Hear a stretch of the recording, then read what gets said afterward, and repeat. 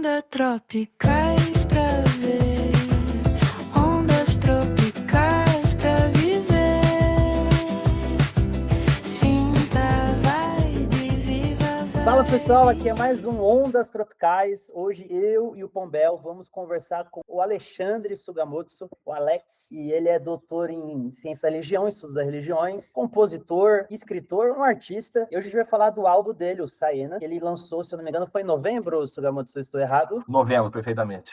Exatamente, que nasceu em novembro, foi lançado em novembro. Hoje vai ser mais para a gente falar das questões simbólicas do que tem no álbum, os significados, porque eu acho que eu, como artista também, como compositor, eu gosto muito de tentar entender o que tem por detrás das músicas, por detrás ali dos significados, porque eu tenho certeza que pode vir de experiências e entre outras coisas. Às vezes também, como o Alex, ele é um cara que estuda, né, a ciência da religião, ele também pode trazer outras coisas diferentes, até mais profundas, por exemplo, que eu mesmo, quando eu faço minhas músicas. Mas enfim, Pombel, dá um oi pro pessoal pra gente seguir o programa. Cadê ele?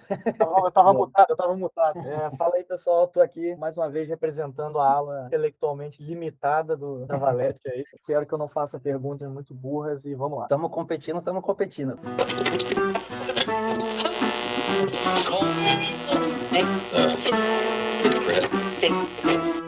Na beira da estrada, sem rumo e sem lei.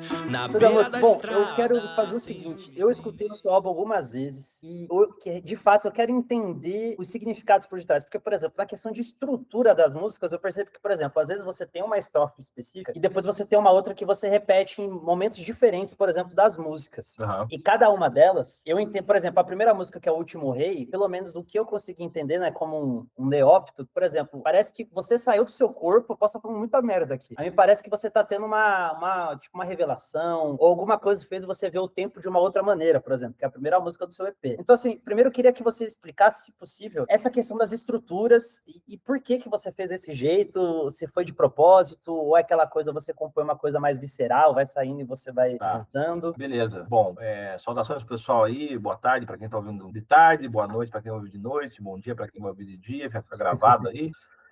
Cara, eu vou contar uma história um pouco mais longa antes de responder isso aí que você está me perguntando, porque a coisa toda, para chegar nessa resposta, eu tenho que fazer um percurso, assim, de como eu comecei a compor, né?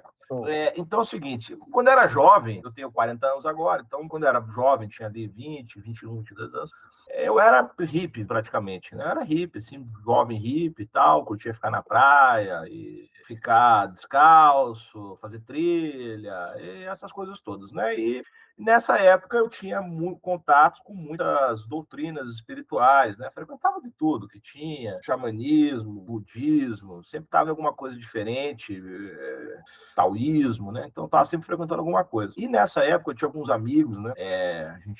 Esses amigos, a gente até morou junto algumas vezes, coisa de molecada, né? De morar junto, dividir as contas, aquela coisa, todo mundo sem dinheiro também, jovem, sem grana, né? E nós começamos um desses nossos amigos, que é o Douglas, que é o meu parceiro de composição até hoje, né? Ele tocava violão, tocava muito mal na época, para ser sincero, ele tocava muito mal, assim, sabia fazer o básico, o violão tocava assim 3, 4, 5, 6 acordes. E a gente começou a frequentar os meios budistas, né? E nesses meios o pessoal cantava muito mantra, né? Cantava mantra, aquela coisa dos mantras e tal. E o mantra, ele repete demais, né? O mantra repete. Então, o mantra sempre às vezes repete uma estrofe, às vezes repete só uma frase, só uma parte do próprio mantra, né? Às vezes são só 3 ou 4 palavras que ficam sendo cantadas por horas, etc. E a gente cantava alguns, como a estrutura dele com violão é bem simples, né? Você pode fazer um arranjo bem simples, a gente começou cantando mantra e batia tambor, eu batia um tamborzinho, eu tocava um chocalho, ficava cantando, assim, né?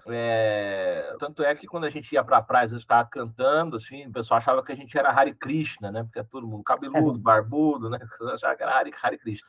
Então a gente começou a fazer. Só que daí, num verão desses aí, esse meu amigo foi trabalhar numa praia de garçom, fazer bico, né? Fazia bico que aparecia a gente trabalhar qualquer coisa. E ele voltou dessa praia e, enfim, ele se apaixonou por uma moça lá, uma argentina, e voltou da praia e e fez uma música para ela, uma música daí, fez uma canção, né? Uma canção mesmo, que inclusive tá no primeiro álbum da minha banda, porque tem uma banda também que gravou dois discos, né? Que se chama Amitabha, né? Inclusive é o nome de um Buda, inclusive, mas é pop, rock, reggae, não é música budista. Oriental.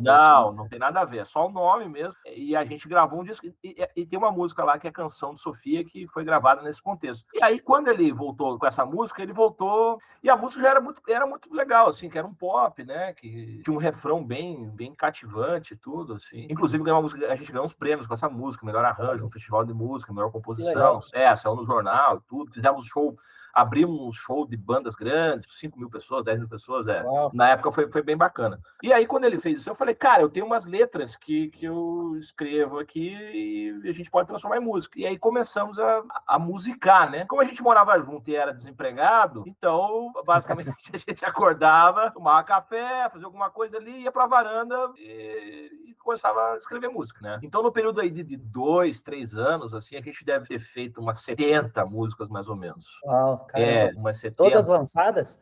Não, eu não lancei ainda acho que nem 40% do que eu já escrevi. Tem muita coisa. Igual eu. Muita coisa engavetada, né? E aí, só que acontece, a gente fazia, por que repetia muito? Porque, primeira coisa, porque a gente cantava mantra antes, então tinha esse costume de repetir, cantava, repetia, e depois pra gente lembrar, porque você tava compondo na hora, né, e compondo muitas músicas, então a gente canta de novo isso aí. E aí, quando foi gravado, a gente não tirava essa repetição. Então, essa estrutura de repetição, de frases ou de ideias, ela vem dessa formação, do fato de que eu cantava um tipo de música e do fato de que eu fazia muitas músicas e queria gravar as músicas na cabeça, né? Na época a gente nem gravava no celular, nada, não estava no papel, pra você ter uma ideia, nem tinha. Só fazendo um comentário, Alex, que assim, não é sobre mim hoje, é sobre você, o seu álbum, mas eu tenho uma experiência que assim, eu não venho do contexto budista, mas eu venho do contexto evangélico. Uhum. Hoje, assim, eu me considero ainda cristão protestante, mas eu não sou aquele cara fundamentalista, enfim. E eu também tinha amigos que fazíamos músicas religiosas. Uhum. E até meio que eu me sinto meio ocupado, mas ao mesmo tempo tanto faz, que meio que esse gênero novo que apareceu, meio pop rock, com muita repetição, eu fiz parte meio que desse movimento. Uhum. E a gente tinha essa questão também, porque a gente queria ficar lembrando da música que a gente estava cantando. Eu lembrei de mim. Então, assim, interessante isso, né? Que também, às vezes, é uma questão de casualidade. Às vezes, né, tem a questão religiosa e tal, tinha algumas bandas do exterior que faziam isso, a gente meio que deu uma emulada, mas também tem essa questão, assim, bem parecido. E porque daí, aliás, o mercado protestante é que sustenta hoje loja de música praticamente no Brasil, são as igrejas, né? Porque os caras vendem teclado, bateria, tudo. Até quando você vai comprar um teclado, né? Comprar baixo, vai falar, é de igreja? Qual que é a igreja? Porque isso. Quem tá fazendo música, comprando instrumento, são basicamente os protestantes, né? Exatamente. Depois, claro, depois eu fui fazendo outras músicas, as mais novas já é um pouco diferente, já são diferentes, elas já têm menos repetição, já são letras mais longas, né? Com menos refrão, às vezes eu não volto na letra, essas coisas todas, né? Mas no caso desse disco, essa música que você citou aí, ela é base. A gente, quando fez essa música, O Último Rei, que é a primeira música do disco, ela era uma espécie de um repente, e falava era um repente. Eu escutei muito isso aí quando era novo, meu pai gostava, tudo. Então tem muita influência de música do Nordeste, né? Você pode ver que a música ali o riff do começo, né? É uma viola caipira, né? Que parece um repente. E era uma música que falava... Ela era diferente. Ela falava de um pássaro rubro e tal. E repetia demais. Era uma espécie de um mantra. E era uma música meio assim. Daí a gente tinha uma banda, tinha uns caras malucos. Então cantava um pouco, daí os caras faziam uma jam, né? Daí tocavam, solavam. Daí aí tinha um argentino que tocava guitarra, o cara solava. Daí o outro cara solava. Aí tinha o cara que tocava bongô. E a música durava, sei lá, 15 minutos, 20 minutos, entende? Tinha aquela música do Pink Floyd, né? Assim, aquela música. Aí no meio você cantava alguma coisa. E daí depois, quando eu fui gravar, eu mudei a letra e tal, transformei ela numa canção, né? De 3 minutos e tanto, pra caber no disco, né? Porque daí eu não queria fazer daquela forma, sabe? Fazer uma jam, por exemplo. Não queria porque eu não tava fazendo um disco solo, não tinha banda, né? Não é um disco ao vivo, daí então... Foi uma decisão, vamos dizer assim, mais do momento ali, né? Exatamente, uma pelo decisão contexto. artística, editorial, né, digamos assim. Legal. Eu acho que isso é interessante porque, por exemplo, eu não tinha pensado. Tá vendo como é aquela coisa, né? Eu também sou um dos mais leigos da Valete, o Pombel, tamo junto nessa. Mas eu não tinha pensado nessa questão do manto, e olha que eu tô acostumado, né? Eu tenho um contexto Você entre não vai aspas. roubar meu título, cara. Você não vai roubar meu título. Não adianta. Mas faz mais sentido ainda pensando no que o Alex é formado, no que ele é doutor, faz mais. Claro, tem experiência de vida, mas eu acho que também isso reflete até mesmo nos seus estudos, de alguma maneira, a questão dos mitos e tudo mais. Mas então, Alex, beleza, eu consegui entender isso, eu comecei a entender mais o seu álbum. Mas, por exemplo, a gente falou antes de começar que você me explicou o que é o Saena. Se você quiser explicar, porque assim, um ponto antes, eu fiquei com uma sensação que o começo do álbum ele inteiro é uma coisa meio épica. Eu posso estar viajando, mas foi a sensação sensorial que foi me dada. E eu senti também que, de certa maneira, é como se você estivesse numa jornada, pela questão estética da música, também é pelas letras. O Saena, né, que é esse pássaro que você falou para mim, que você pode se aprofundar, e as letras da música, qual que é esse significado que você quis trazer? Por que foi esse nome? Tem alguma coisa, ou são músicas que, na verdade, Saena são de é um momentos nome diferentes e derivado você do condensou num persa, né, álbum? que é uma ave, é o simurg, né, que é uma ave mítica do Pérsia, que ela também é chamada de anga, às vezes, né? Então essa ave está muito presente ali na iconografia bizantina, né, medieval, ali na Armênia, também outras regiões que estão dentro da esfera da influência da cultura persa. Eu gosto muito da cultura persa, conheço um bocado de música persa, estudei música persa um tempo, conheço um bocado de música persa. Então eu gostava dessa imagem, né? E aí um dos nomes desse pássaro, né? E aí já vem do avéstico, é Saena, que é um tipo de águia, né? Um falcão, um gavião ali e tal. Então tem esse nome. Eu gosto da sonoridade do nome primeiro e gosto da simbologia do pássaro, né? Que é um pássaro imperial, né?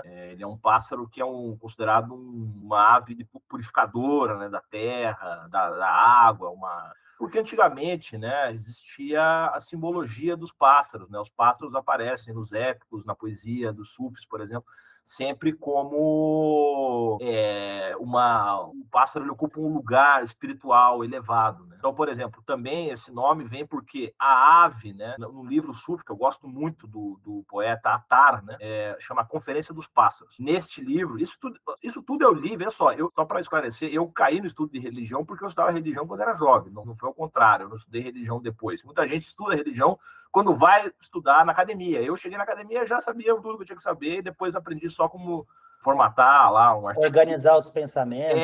Conhecer mais pesquisa, né? Enfim, lidar com certas contradições que eu não conhecia da área, debates e tudo. Mas eu já conhecia, assim, de religião eu já conhecia um bocado. Então eu li esse livro quando era jovem, Conferência dos Pássaros, e a ave e os pássaros lá do livro buscam, né? É o simurg, que é o Saena, é a ave real, né? A ave do ponto mais alto do espírito, né? Então tem essa simbologia toda que eu procurei transmitir no disco. E claro, veja, as músicas foram feitas em momentos diferentes da minha vida. Umas são mais recentes, outras são mais novas. Mas eu, nesse disco, tentei agrupar as músicas que contavam realmente uma história, um épico, né? Como queira. Tanto é que as músicas têm até ligação, né? Se você ouvir o disco em sequência, uma música conecta com a outra, muitas vezes, né? Então você termina uma, quando você ouve separado, ela parece dar um interrompe, mas é porque... Tem até uma que parece que literalmente elas estão ligadas, assim, não tem nem... Porque assim, às vezes, quando você faz um álbum, você termina uma faixa, aí começa a introdução da outra. Essa não, parece que é uma coisa ligada uma contínua, exatamente. Então eu procurei fazer, né, essa relação entre as músicas. Então, a primeira música é O Último Rei. Se você for pensar, então a primeira música é O Último Rei. E a última música é o Canto Primeiro. Deveria ser, em tese, deveria ser o contrário, né? Eu ia perguntar isso. O Canto Primeiro tem que vir antes. E o Último Rei vem por último, né? Mas é uma inversão proposital. Aí, esse verso especificamente, Vejo Meu Corpo Sendo Estendido no Chão, vem de um poema do Fernando Pessoa, né? Que se chama Iniciação e tal. E aí, não sei se vocês já leram esse poema do Fernando Pessoa, né? É um poema relativamente famoso, vocês conhecem? Eu sou incauto, Alex. Não conhece esse poema? Eu tô aprendendo, então.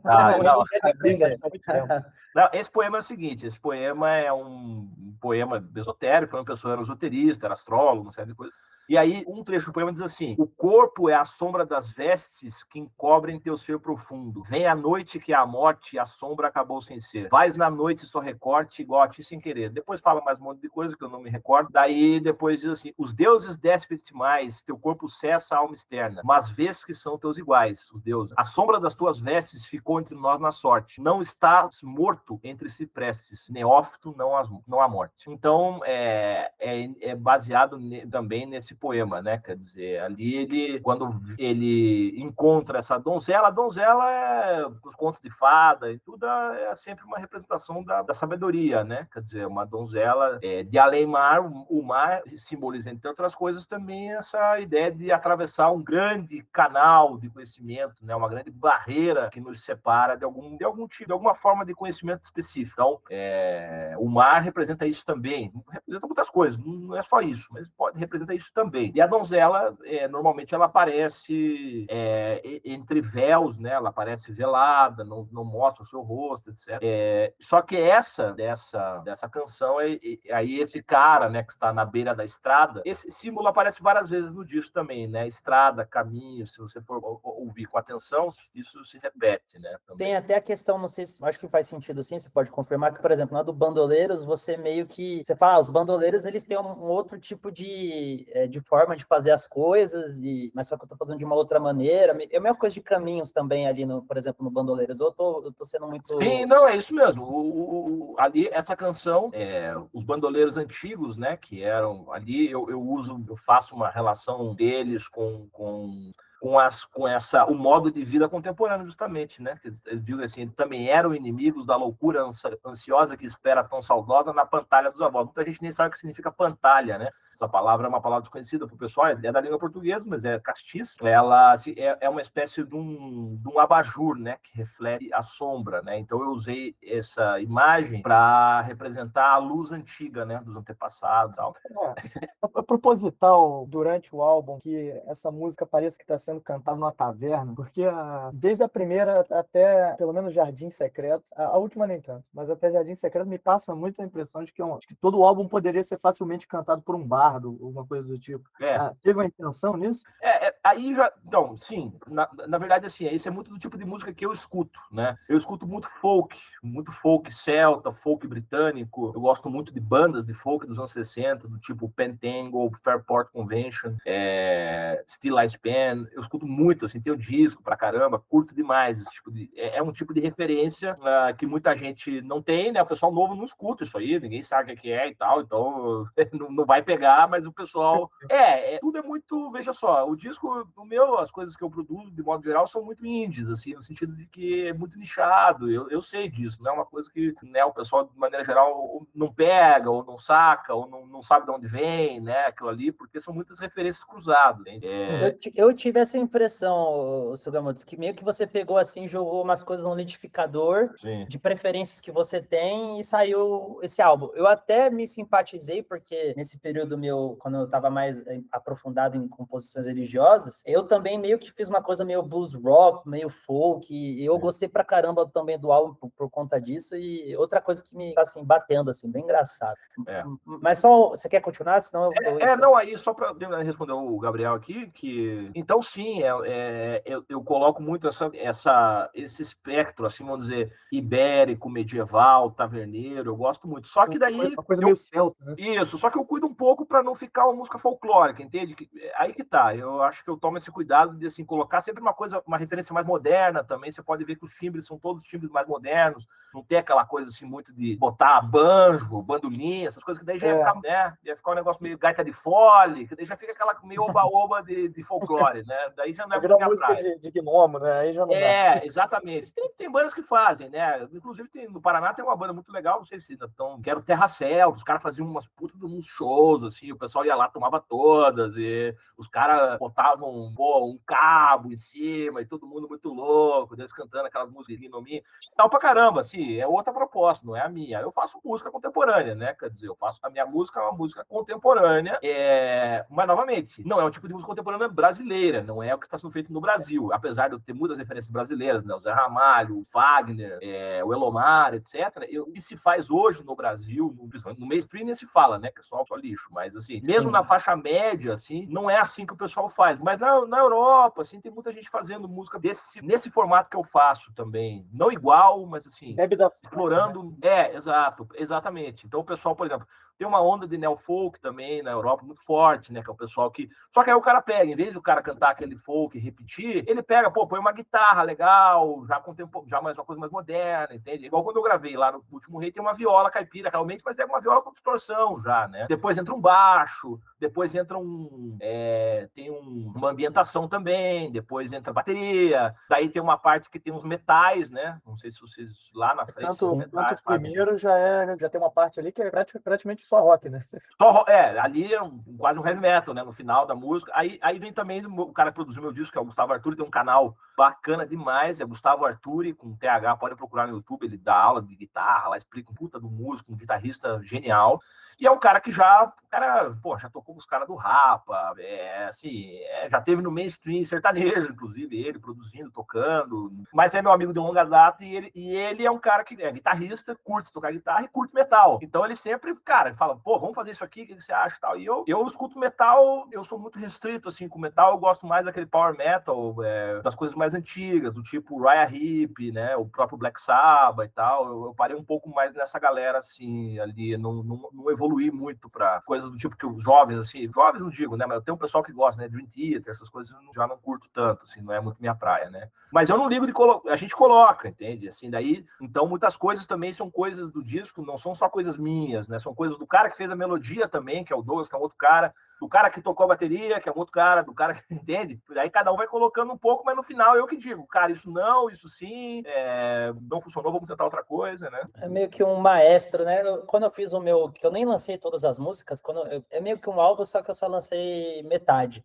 Eu convidei várias pessoas, tem um cara que é o sanfoneiro que ele foi discípulo do Gonzaguinha também, um cara toca pra caramba, então eu sei bem como é isso, né? Porque você tá trazendo o timbre da pessoa, só que às vezes também não tá encaixando com a ideia. Exato. Mas, Alex, assim, eu queria te fazer, voltando um pouco assim pro significado, só até mesmo da minha curiosidade. Claro. Para você, num todo, eu sei que as músicas, elas são de períodos diferentes, mas pelo que a gente está entendendo aqui, você está compartilhando conosco, ela tem meio que uma ligação entre elas, tanto na questão da musical, quanto na questão também da ideia. O que ela tem de significado para você? E se você acredita que ela também reverbera para as pessoas que escutam, quando elas entendem? Eu digo até num todo mesmo, porque assim, tem essa questão épica, então você falou que a inspiração da primeira música é uma coisa iniciática, né? Você está iniciando alguma coisa, mas para onde que a gente está indo? Por que a gente está indo? Porque, por exemplo, tem a música do Estrela do Ninho, que você fala de ansiedade. Eu queria conseguir entender qual que pelo menos na sua cabeça, essa questão de significados num todo, que você montou criando. Veja só, isso é uma coisa que eu até disse para os meus amigos, a gente fez uma audição bem legal aqui em BH, eu reuni o pessoal para a gente tomar uma cerveja e tal, e ouvir o disco, falar sobre o disco, foi muito bacana. É uma coisa que no Brasil não se faz muito, mas eu acho legal, assim, festa de audição do disco, né, reunir a Listen Party. Exatamente. É muito legal, e na gringa o pessoal faz pra caramba, né, no exterior e tal, o pessoal não fala na gringa mais, que diz que é cafona, né, fora do Brasil, né. Gringa, eu gosto de falar gringa. Eu tô cafona então também. Então é o seguinte, pessoal, eu tava falando, eu apesar de eu beber muito nessa fonte dos poetas brasileiros também, porque é uma outra coisa, antes de falar do significado exatamente, embora eu acho que letra de música é uma coisa, poesia é outra, eu escrevo poesia também fora das letras de música, né, até já, enfim, fui finalista de prêmio de poesia aí, até do Festival de Paraty, etc., com poemas meus. Eu separo um pouco a minha produção de compositor da minha produção de poesia mesmo, né, mais formal. Mas as músicas acabam ecoando bastante poetas que eu gosto, né, do Brasil, Jorge de Lima, especialmente. Então, assim, o tom todo das letras é muito ligado com essa produção. E aí, a MPB do Brasil, em geral, ela é muito, vamos dizer assim, fulanizada. Então, assim, sempre tem o cara, tá contando uma história, daí, mas o seu Marquinho no balcão, né, aquela coisa assim, sempre tem o balcãozinho, aí pediu uma cervejinha, foi atropelado, não sei o que, chegou em casa, a mulher tava não sei o que. Eu não uso esse tipo de linguagem. Não é porque eu não gosto, eu não me identifico, não acho ruim que faça também, se alguém, né, Chico Buarque faz pra caramba e ele acha legal, eu não curto.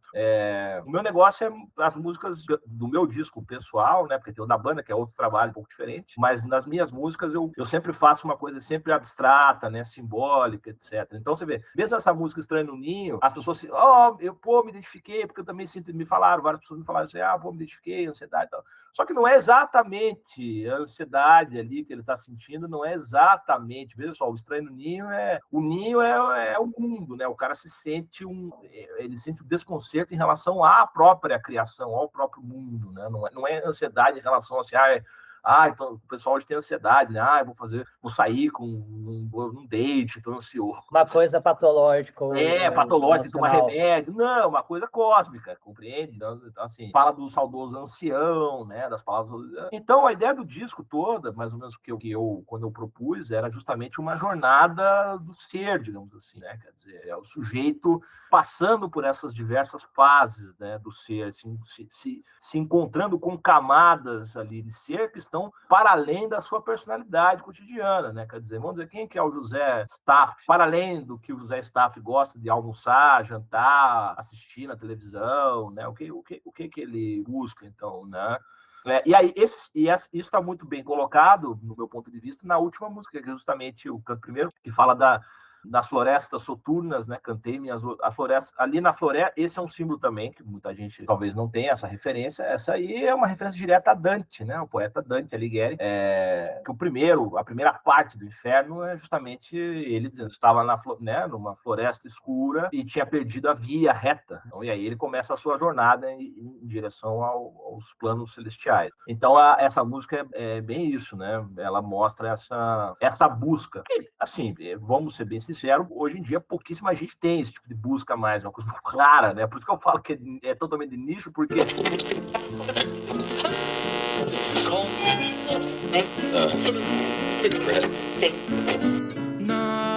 se você lança um disco como esse, meu, da década de 70, por exemplo, não é que o disco é datado da década de 70, mas é que naquela época havia essa busca muito intensa, né? Então, as músicas falavam sobre isso, as pessoas conseguiam entender uma música falar sobre isso, porque elas também estavam buscando a mesma coisa, compreende? Então, diversas músicas que você pensa, uma banda que eu gosto bastante, América, por exemplo, que é uma banda meio de folk, hip, assim. Cara, eu tava ouvindo as músicas e falei, cara, se eles lançam hoje uma canção dessa, ninguém escuta. Quer dizer, eles são incompreendidos. Uma coisa assim, não pega, ninguém quer saber, entendeu? Porque como é que é a música hoje do pessoal? Ou fala nada com nada, a parte do pop é nada com nada. Sinceramente, você precisa ali a música. Não é que toda música tem que ter um sentido preciso, exato, assim, tem que contar uma história, não é isso. Mas, assim, para algum lugar a canção tem que te levar, né? Ela tem que criar algum tipo de imagem, ela tem que criar algum tipo de profundidade, né? O que eu vejo, assim, é que o pop, por exemplo, ele é uma música muito chapada, muito reta. Você escuta ali e tal, não tem camada, não vai para além, você não consegue fazer uma leitura de nada, porque não tem.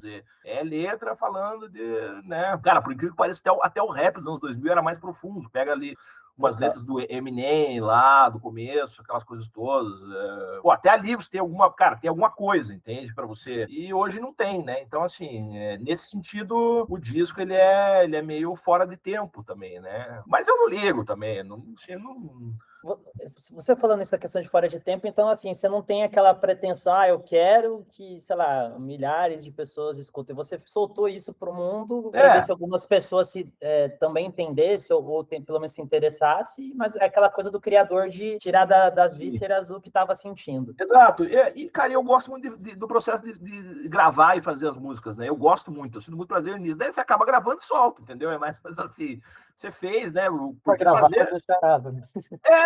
Eu escrevi um livro e deixar parado. Eu publiquei aí, eu já estou no meu terceiro ou quarto livro daqui a pouco, e, cara, assim, e aí sempre chega em alguém sempre entende, alguém sempre manda, cara, isso aqui é muito massa e tal. Agora, tem todo um problema aí, né, que talvez o pessoal da Valete aí também conheça, isso é uma coisa mais atual, né? O problema da indústria musical hoje, que ela é muito escrota, assim, para quem já tem música no Spotify, sabe, cara, o pagamento dos caras é ridículo, assim, o algoritmo tem muito boicote, as gravadoras jogam dinheiro, então, quer dizer, toda música que parece orgânica, que você acha que você está ouvindo, não, são as músicas mais ouvidas porque nós estamos ouvindo, é por isso que está sendo ouvido, não é exato, claro, as pessoas estão ouvindo, mas estão ouvindo Tem porque o algoritmo... um direcionamento. Exatamente. Então, por exemplo, sertanejo hoje no Brasil, na minha época, sertanejo tinha jabá, os caras compravam para tocar música, né, tal, na rádio. Hoje em dia os caras compram a rádio, entende? Os caras do agro que financiam compram a rádio. Eles compram a rádio direto, não compram mais uma música. Compra a rádio, cara. E aí comprou a rádio, o cara chega lá, vai tocar isso aqui 24 horas por dia, velho. Os caras têm, isso aí é conhecido, quem é do meio sabe. Tem lá no Goiás, os caras têm um sítio, chega lá, vai um monte de dupla nova, tem o pessoal que é pago pra fazer letra, é tudo, é escala industrial, entendeu? Então, assim, que tipo de coisa pode sair disso, francamente, né? Basta que você raciocine. O pessoal não gosta de falar isso, porque fala, pô, cara... Não, mas é só como é, beleza, é como é a indústria, mas então assim, eu infelizmente peguei uma transição de mercado muito ruim, porque quando eu lancei o primeiro disco da banda, que era uma banda de pop, de caras jovens, de 23, 24 anos, a gente tinha todo aquele perfil de banda que faz hit, que alguém, na minha época, nos anos 90, alguém descobre, leva pra gravadora, lança, bota uma música na novela e tal, né? Tinha todo esse caminho que existia, que era um caminho da indústria tradicional, não era assim, tinha suas falcatruas também, mas assim, tinha um caminho, você sabia, pô, vou fazer aqui, uma hora chega um cara, o cara pega, me leva. E hoje em dia não tem mais esse caminho, entende? Os caminhos são bem diferentes já. Então assim, eu, depois de tantos anos, então 15 anos gravando música, fazendo música, já fiz show em diversos lugares e tal, não tenho mais essas ilusões, né? Deixar que, pô, o pessoal ainda tem minha música vai cair, vai estourar, vai não sei o quê. Mas isso aí, francamente, não é assim que funciona mais. Talvez um acaso pode fazer isso acontecer, né? Alguma coisa assim de internet muito viral ou que, sei lá,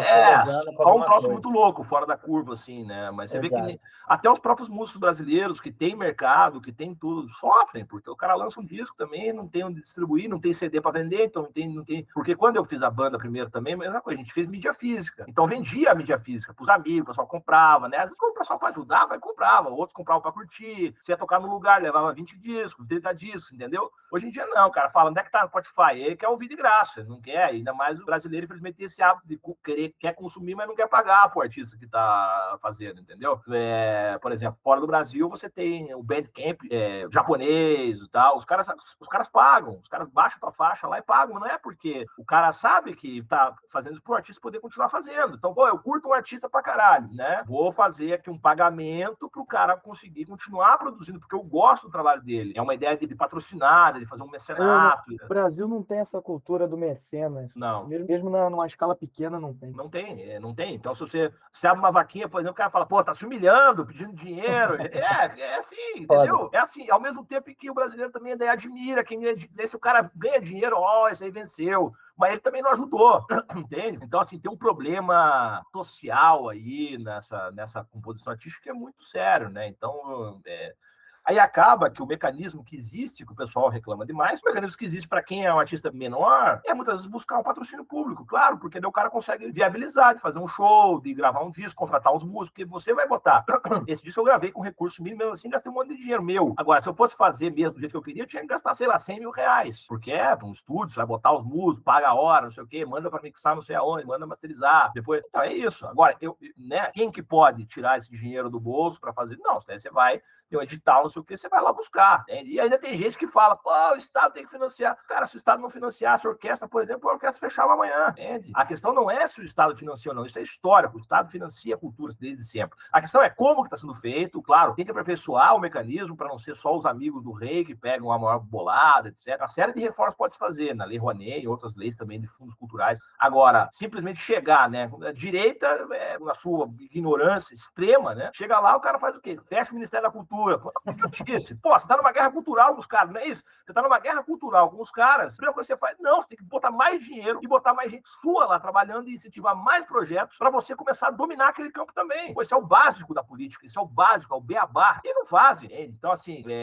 aí você, né, vocês aí, eu também, a gente que circula um pouco nesse meio, né, de centro-direita, qualquer coisa do tipo, fica pensando, né? Essa galera, pra essa galera você faz, grava um disco pra esses caras, né? O cara não quer, o cara alta cultura, por exemplo, é Kennedy tocando saxofone, um monte de bafonice, entendeu? É isso que os caras acham, os caras não conseguem, não sabem nada de arte contemporânea, não sabem nada de cinema contemporâneo, não sabem nada de artes visuais contemporâneas, não sabem nada de nada e aí querem aplicar isso para a lei do Estado, entende? Então, assim, é um buraco, nem é esse o tema da conversa, mas eu enveredei por isso que é importante, né, de falar. Não, eu concordo 100% com você, e até eu estava conversando com outro amigo nosso que às vezes faz programas conosco, que eu estava lendo um livro aqui da Tábua Redonda, esqueci agora qual que é, acho que é a Missão do Santo Grau, alguma coisa assim, e no final do livro ele fala que na Idade Média você tinha artistas que faziam obras e apresentações para o pessoal da elite, e tinha um artista intermediário que trazia esses códigos da elite para as pessoas que eram os camponeses. Aqui no Brasil, a gente não tem nem... Porque assim, a elite também não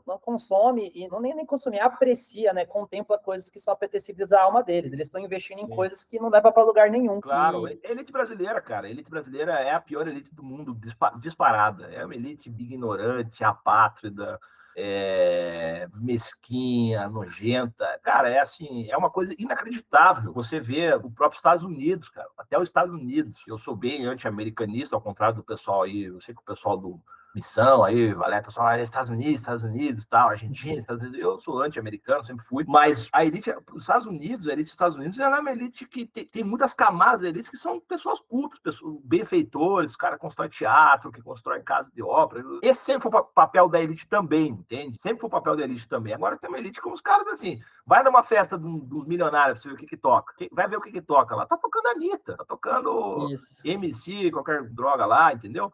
A coisa, não muda nada, tá tocando a mesma coisa, tá tocando em qualquer beco aí do Brasil. É a mesma coisa. É a mesma. Então, assim, não tem separação. A separação não tem separação de dinheiro. Tem gente ignorante com muito dinheiro, tem gente ignorante sem dinheiro. Então, é isso que acontece. Recentemente, até que vai ser um convidado nosso, o Elminis, que faz parte ali, tá ajudando a missão na campanha que tá vindo por aí, e ele falou que existem pessoas da direita jovem que é dissidente e que aprecia essas coisas, que querem investir em coisas diferentes, mas aí eu questionei ele, onde estão essas pessoas? Eu até falei da questão da cultura do mecenas. Então esses caras têm que ser os mecenas, os escritores, dos compositores, dos artistas musicais, de teatro, dos pintores, Claro. Porque assim, se você não tem essa visão que você falou, que dentro do ambiente cultural é necessário você também ter artistas com viés diferente do que tem predominante no Brasil, você nunca vai vencer a luta 100%, porque Lógico. a imaginação das pessoas vai ser sempre suplantada pelo inimigo, entre aspas. Isso aí é uma coisa que, cara, o Olavo de Carvalho falava isso aí desde sempre. Dizer, não adianta, vocês querem ganhar na política, mas você não domina a universidade, não domina a cultura, não domina os meios de informação e de formação de imagem, você não domina nada. No fundo, você não domina nada. Quer dizer, você está ali, é uma questão de tempo até os caras voltarem. E não deu outra, né? Exatamente. Ele, quando o Bolsonaro ganhou a eleição, falou, cara, tem isso aí, é vitória para inglês ver, porque daqui a pouco os caras vão voltar e vão voltar piores, nesse sentido, com mais domínio do que eles já estavam. E aconteceu. É o que vai acontecer hoje. A hegemonia dos caras é absoluta nas editoras, em tudo. Eu transito muito no meio editorial também, você vê cada coisa, assim, de ouvir falar, etc. Então assim, então por isso, né, é por isso que eu digo, que pelo menos eu tenho essa liberdade de fazer o disco do jeito que eu queria, porque fui eu mesmo que paguei, eu que estou distribuindo, eu não devo nada para ninguém, eu estou fazendo do jeito que eu quero, né, então assim, você tem essa liberdade, e às vezes o preço da liberdade é que vai chegar num público muito restrito, etc, né. Então... Sim, eu quero depois remontar para a gente voltar pro óbvio até também finalizar, Alex, mas uma coisa pensando nisso que eu tenho na minha cabeça é o seguinte.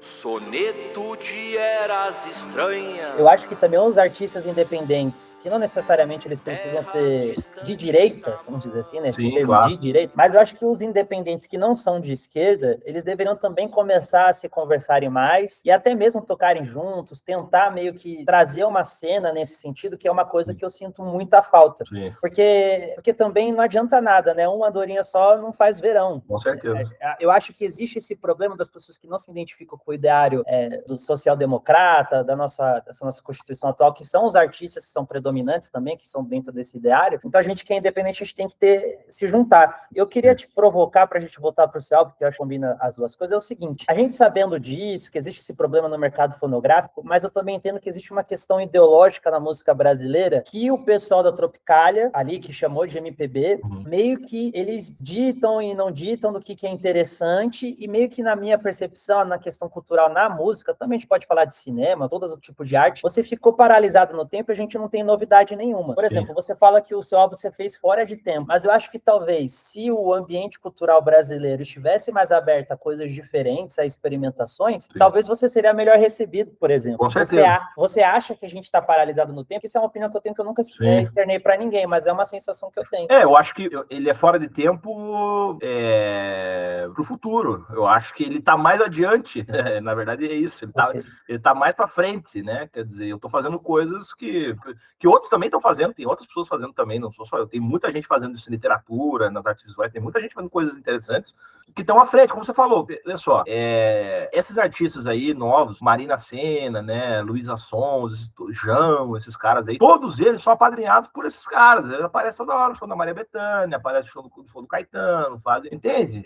E o som que eles fazem é uma mistura de Tropicália com uma coisa ali meio, coloca uma coisa um pouquinho mais contemporânea, mistura uns funk, e é isso. E é só isso que tem. É só isso que eles têm para apresentar, entende? Não tem nada assim que se diga, nossa, isso aqui pelo menos é uma coisa estranha, é uma coisa ninguém tentou, isso aqui é legal, pode até não ser a coisa mais, né, às vezes, porque veja só, meu disco, como ele é um disco que foi gravado assim, não foi gravado num estúdio caro, nem a masterização não foi feita fora do Brasil, como seria melhor e tal, ele tem uma sonoridade que não é aquela sonoridade que você pega, uma música pop que estoura nos ouvidos e vem aquele som, né, e tal. Então a sonoridade é um pouco mais fechada, que é normal de quando você faz um disco com um orçamento menor.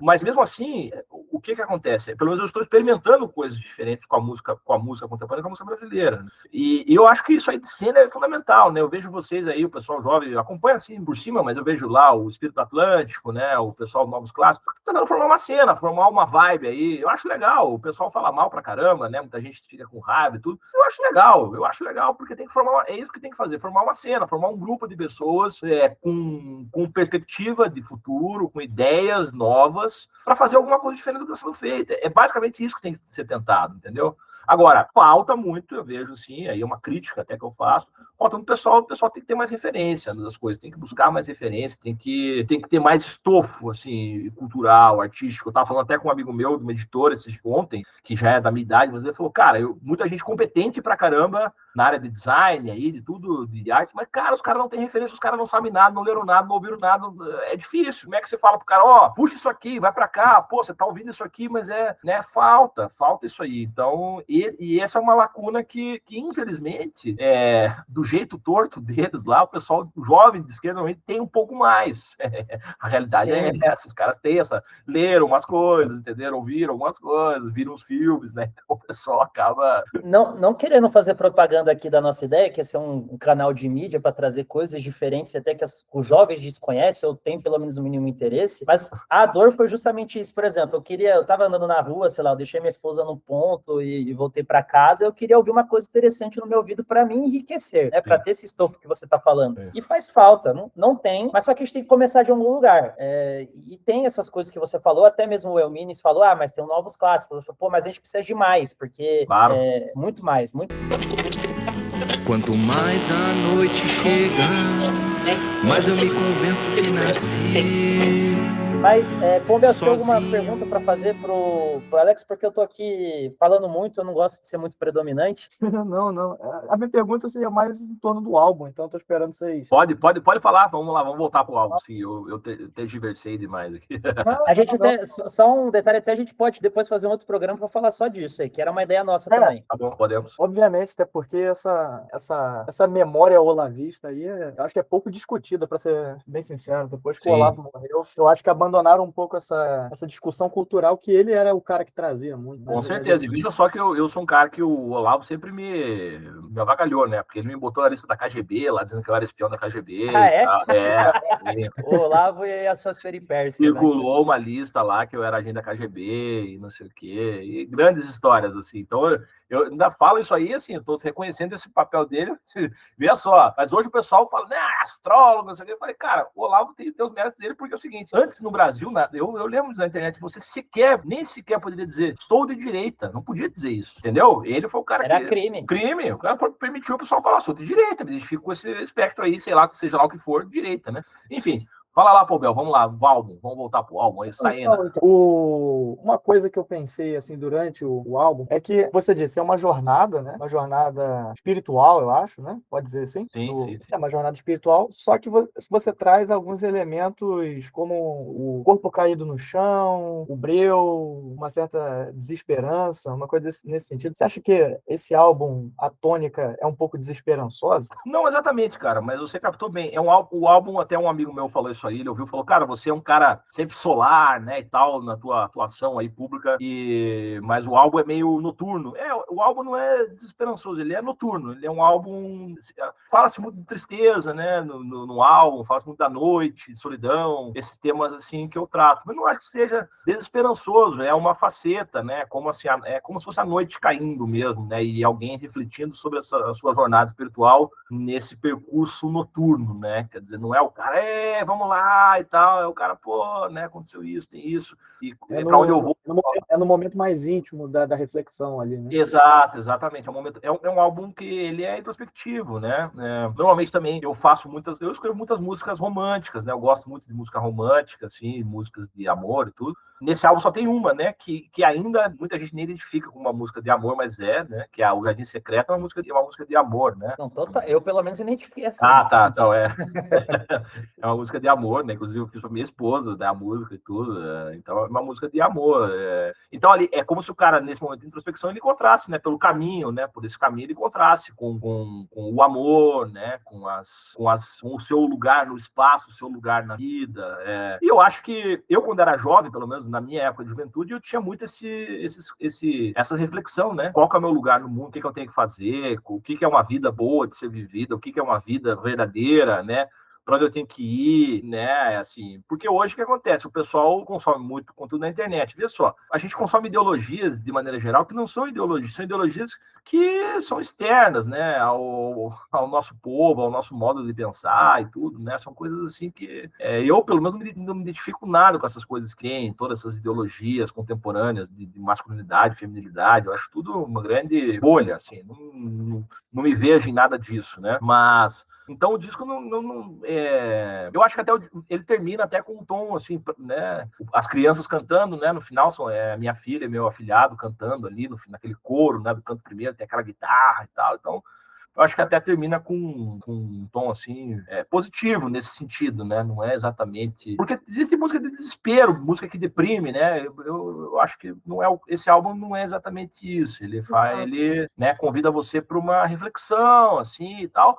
Mas, ao mesmo tempo, se o cara quiser ignorar isso aí, esse conteúdo também, quiser só curtir o som, também funciona legal, né? Porque é muito bem feito, né? As guitarras, os arranjos são muito bons e tudo, tem violino, tem muita gente boa tocando no disco também, muita gente muito competente, né? Então, mais ou menos por aí que eu vejo, assim. Eu tive uma percepção um pouco diferente do Pombel, que eu acho que essa penumbra, vamos dizer assim, entre aspas, é mais aquele momento que você está tentando se orientar no mundo. Pelo menos foi a sensação que eu tive ouvindo o álbum, né? Você tá uma busca e, claro, tem momentos que você vai ser guiado, tem momentos que você vai ter que buscar, mas eu acho que eu não senti a tristeza, talvez, por conta que eu meio que vivo isso, assim, não que as pessoas não vivam, mas eu acho que quando você tem um pouquinho mais de consciência do que está acontecendo com você, talvez as coisas se encaixem melhor. E eu senti isso, assim, que realmente, tipo assim, é um momento mais baixo, mas que também é para continuar seguindo o caminho, né? Mas acho que é meio que por aí. Pode ser que não, mas pelo menos o que eu peguei de significado assim, conversar com você foi isso. Os alquimistas antigos, né? Eles tinham uma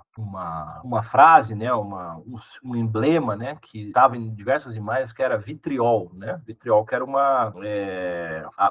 tinha o significado, esse emblema, né, de visita ao interior da terra e retificando te encontrarás a pedra oculta, né? Então, assim, é uma visita ao interior da terra, o disco, então, ele é uma visita ao interior, né, às profundidades. Você vê que a noite, né, esse simbolismo da noite é isso, porque a uma altura da vida, né, a pessoa, às vezes, quando acorda, assim, no meio da noite, né, muita gente sente quando acorda de noite, olha para o céu, né, quem ainda tem céu perto, ou assim, você sente, né, aquela amplitude, aquela coisa assim cósmica, né, uma espécie até de um terror cósmico, né, você tá ali sendo uma massa de ossos e nervos ali no meio do espaço, né? E jogado naquela situação ali e tendo que se virar dentro dessa narrativa toda aí da vida, né? Então novamente, o disco pega mais em quem também tem identificação com essas coisas, né? Quer dizer, se a pessoa nunca passou por isso também, porque tem muita gente que, por exemplo, a pessoa que fica muito medicada, né? Hoje em dia tem muita gente medicada. A gente conversa com as pessoas, se o cara tá ali e tal, o cara tá medicado, o cara tá medicado, né? Toma remédio para dormir, para acordar, para não ficar nervoso, para ficar calmo, para isso, para aquilo. Então, claro, a pessoa tem uma condição de saúde, tem que tomar mesmo, mas de modo geral a pessoa começa a ficar anestesiada para esses sentimentos, né, até para melancolia, né, que é uma coisa que é meio que proibida sentir, assim, né, a pessoa sente, né, e fica ali, meu Deus, não posso sentir isso aqui, né? É errado ser melancólico. É errado, exatamente, né, então tem essa coisa essa até a piada, né, que o pessoal faz aí, o jovem sensível, né, quer dizer, hoje o jovem sensível, ele é ridicularizado, né, quer dizer, o cara o cara tem que, sabe... Ao ponto de ser chamado de incel, vale? Exatamente, não tem nada a ver, porque o cara pode ser melancólico e ser mulherengo, né, isso aí nunca impediu ninguém, cara. Grandes melancólicos ao longo da história eram grandes mulherengos, inclusive era um jeito dos caras aplacarem um pouco a melancolia, era indo atrás das mulheres, né? Então, assim, isso aí não tem relação uma coisa com a outra, né? E assim, claro que a música também, a música, a poesia que a gente escreve também, ela às vezes resolve algumas coisas da nossa própria psique, entende? Você vai fazendo, você expressa aquilo ali, aí você resolveu aquilo ali artisticamente e não chegou a precisar de passar por uma coisa assim mais severa naquele sentido. Você fez aquilo ali, fez aquelas músicas, escreveu aquelas coisas e isso também é uma terapia, de certa maneira, né? Funciona. Até pensando um pouquinho mais numa coisa, talvez cósmica ou espiritual, seria meio que uma forma de fazer uma passagem, talvez. Sim, exatamente. É uma forma de você sair, transcender aquele ponto, né? Que você se encontra ali. Por isso a ideia de pássaro também, que eu uso no meu primeiro disco também, que é atanário, né? Atanário é um pássaro. O significado da palavra é atanário, é o pássaro que não trocou a plumagem de uma estação para outra. Ele permaneceu com as mesmas plumas, né? De uma estação para outra. Então eu gosto muito desse símbolo, né? Que é justamente símbolo de elevação, né? Quer dizer, a partir daquele ponto dali você consegue voar, né? E sobrevoar. E se você for pensar, o ponto de vista do narrador do disco é de um cara que está enxergando as coisas de um ponto de vista um pouco mais alto, né? Quer dizer, ele está vendo as coisas de cima, ele não está envolvido, né? Porque ele está só expressando aquilo que ele já viu ou sentiu. Ele passou. Até por isso que eu perguntei, porque me passa muito me passou muito uma ideia de como se fosse uma história sendo cantada mesmo para outras pessoas, né? Por um terceiro, por um bardo, uma coisa do tipo. Exato, é mais ou menos isso. É como se fosse uma narrativa desse bardo, né? Desse cantor, de uma coisa que está acontecendo com alguém. Não é exatamente... Ele viu ou ouviu. Exato, ele viu e está repassando, né? Aquela coisa meio da própria do mito, né? Que é uma coisa que você vai retransmitindo, né?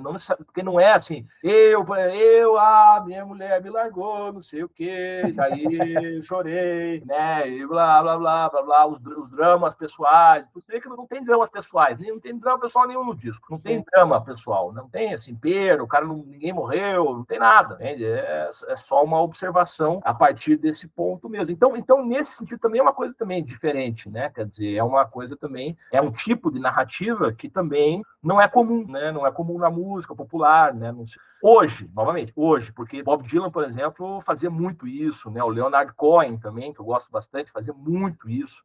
E muitas músicas dele que são quase... Tem uma música do Cohen que é Avalanche, né? Que é uma música que tem um violão, assim, Avalanche, né? Ele vai narrando com uma voz meio de bardo, assim, aquela coisa meio declamada, né? Na música brasileira, quem faz isso bastante é Zé Ramalho. Muita gente falou, cara, lembrei do Zé Ramalho nesse seu disco e tal. Um cara que eu ouvi muito, gosto bastante também na música brasileira, Zé Ramalho. Que tem uma coisa também mitológica, né? A música do Zé Ramalho raramente é também sobre ele sofrendo, sobre ele. Não tem, como eu falo, né? Não tem fulanização, não é o fulano. Né? Eu gostei desse pensamento, fulanização. As músicas de MPB é muito fulanizado mesmo. Exatamente, porque sempre tem, né?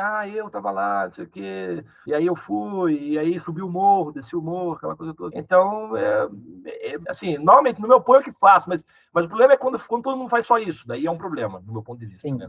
Agora me veio aqui pode ser que seja a maior besteira do mundo, você pode falar que estou viajando, mas você falou da questão do mantra no começo, e o Pombel puxou essa também da questão eu também falei, do épico, da jornada, de você conseguir se enxergar no mundo, até na primeira música, né, que você sai do seu corpo. Então, é meio que talvez o seu álbum, nessa questão mais profunda, na verdade é um ciclo, ou não, porque se a gente parar para pensar, isso se renova, né? Quando você está repetindo também, é para você se lembrar daquele momento, ou para você internalizar melhor. Não sei, foi uma coisa que me veio aqui agora. Mas vê só que o ciclo do disco, ele é o ponto de origem e o ponto de chegada é mais ou menos o mesmo, só que numa escala acima, né?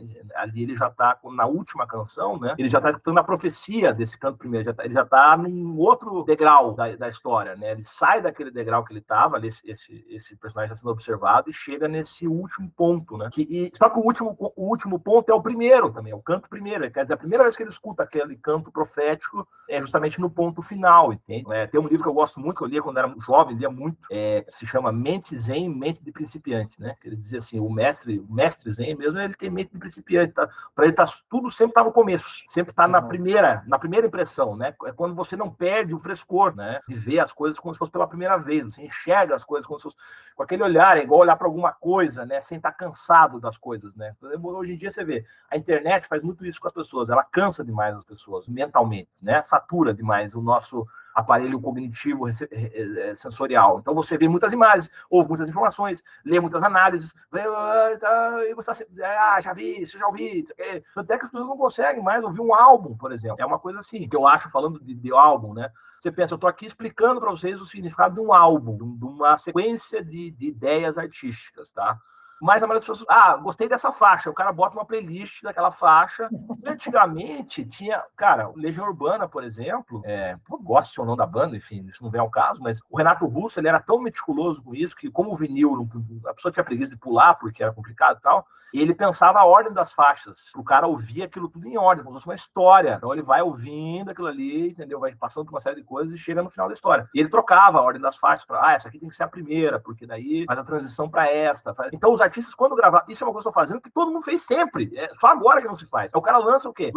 Mas daí a plataforma não permite que você lance disco, porque é mais vantajoso lançar single. Sim. Né? Você faz um single, daí estoura o single, né? Vamos dizer, daí você solta outro single, daí você solta outro single, e daí tem que ser curto, daí tem que ter uma passagem pro cara dançar no TikTok, tem que ser curto também, entende?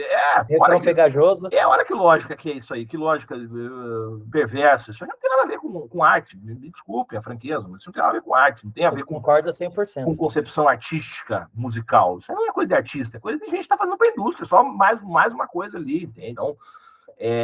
Então a ideia de um ciclo, na verdade, os álbuns, os grandes álbuns, a maioria deles não é que conta necessariamente uma história, mas ele tem uma lógica, ele tem alguma lógica. Todos esses álbuns clássicos e tal, você pega, por exemplo, o Dark Side of the Moon, do Pink Floyd, cara, aquilo ali claramente é uma história, tem um começo, meio e fim, você tem que ouvir na sequência para você sacar o que está acontecendo, vai chegando até a faixa final do eclipse lá, que a lua é obscurecida e tal, não sei o quê, é uma história. E veja, os caras não são músicos clássicos, não é nada, era uma coisa que era pop na época, era pop. Cara, isso aí o pessoal ouvia em qualquer canto. Entende? Aí o cara hoje pega um disco e fala, ouve, nossa, não sei o quê. Mas tem gente fazendo hoje, daí o cara de hoje não escuta, porque, não sei o quê, entendeu? Então tem essa coisa também, né?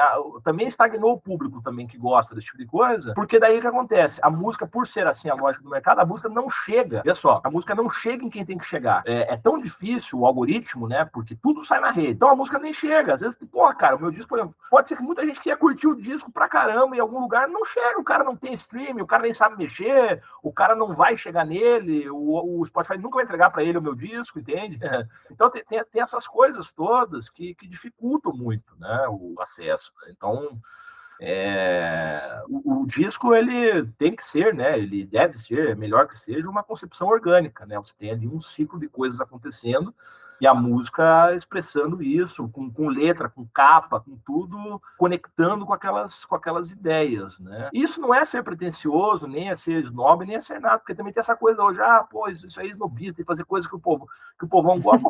Vai fazer coisa que o povão gosta, você vê, faz aí, vai, tchá, tchu, tchu, tchu, pá, é isso aí, a coisa que o povão gosta é isso. Então, se você não tem, novamente, volta para aquela história.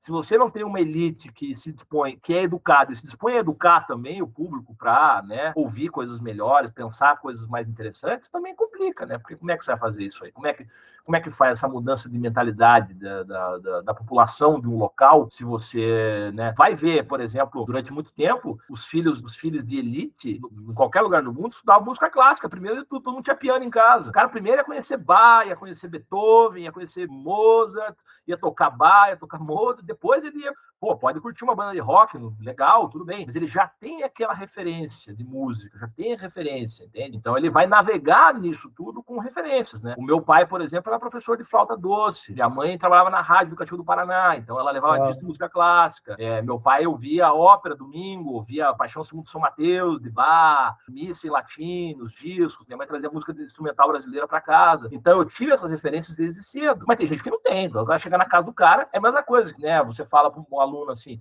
tem que ler é bom, o cara chega em casa, o pai do cara não abre um livro nunca, não tem livro em casa. Se você não vê seu pai e sua mãe lendo, você vai ler por quê? É a referência que você tem. Aqui em casa eu escrevo, minha esposa é escritora também, a gente tem biblioteca enorme, as minhas filhas vêm a gente lendo, deitado no sofá, vêm a gente lendo na hora de tomar café, então elas pegam os livrinhos delas e vão ler também, nas horas vagas, vão ler os livrinhos delas, vão ler os gibizinhos delas, e vão ler as coisas que elas gostam, entende? E aí começa, a partir desses núcleos, né? Então, tem muito trabalho a ser feito, muito trabalho, e precisa de gente capaz, né, de fazer isso aí. Não, e no Pô, você quer falar alguma coisa? Senão. Não, eu ia falar só para concordar, né? Eu acho que isso é inclusive, essa é a questão mais difícil de se resolver no Brasil hoje em dia. Com certeza. Eu não vejo nenhum desafio maior que esse. Violência, dinheiro, isso aí é mais fácil de resolver do que o problema cultural. Isso aí vai ser muito difícil, se não impossível. Com certeza. Cara, num ciclo curto é impossível. Num ciclo curto é impossível. Essa coisa tem que começar hoje para você começar a ver os geracional. 40, 50 anos da próxima geração nascendo e fazendo, entende?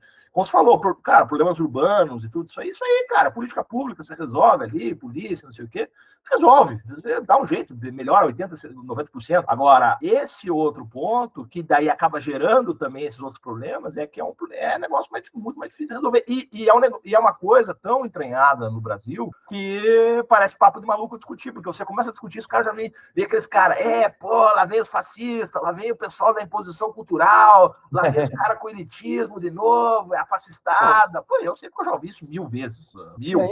Ainda tem uma dificuldade ainda maior no Brasil, porque a gente está aqui num cenário, num contexto, vamos dizer aí, de classe média, né? Sim. Mas como é que você implementa isso aí nas classes mais baixas do Brasil? Sim, exatamente. Muito difícil, é muito difícil. Assim, dá para você começar. O problema nem tentaram, ninguém nem tentou. Por exemplo, tem que começar de algum lugar, nas escolas, um programa de instituição de livro, um programa de biblioteca, rádio pública em todo o campo. Dá para fazer alguma coisa. Agora, se você nem tenta, se você já chega lá e nem tenta nada, e fala, esse é o governo conservador. Está conservando o que exatamente esse governo conservador? Aí, o que vai conservar? Não, tem que ser um governo restaurador. Não é conservador, tem que ser um governo restaurador. De restauração das coisas. Restaurar, reconstruir, restaurar. Não adianta nada você falar de conservador. Aí vem os caras, de conservador em inglês. Cara, sou no Brasil, meu amigo. Acorde um pouco para a vida, para a realidade brasileira. Olha para o seu vizinho, vê o que o seu vizinho está fazendo. Veja o que estão fazendo com as crianças aí. Veja que gerou polêmica essa semana. A mãe do não sei quem que foi lá reclamar de uma festa que estava tocando música de apologia ao estupro. A mulher reclamou na festa, que era uma falou, isso aí não é música para adolescente, o pessoal ficou, censura. Veja, então assim, é esse o cenário que tem, né? É um cenário. Mas assim, o ponto mais baixo, ele ainda não chegou no ponto mais baixo, vai piorar bastante, mas o ponto mais baixo, ele é importantíssimo, né? Para você, quando você chega no ponto mais baixo, dali você só pode ir para cima.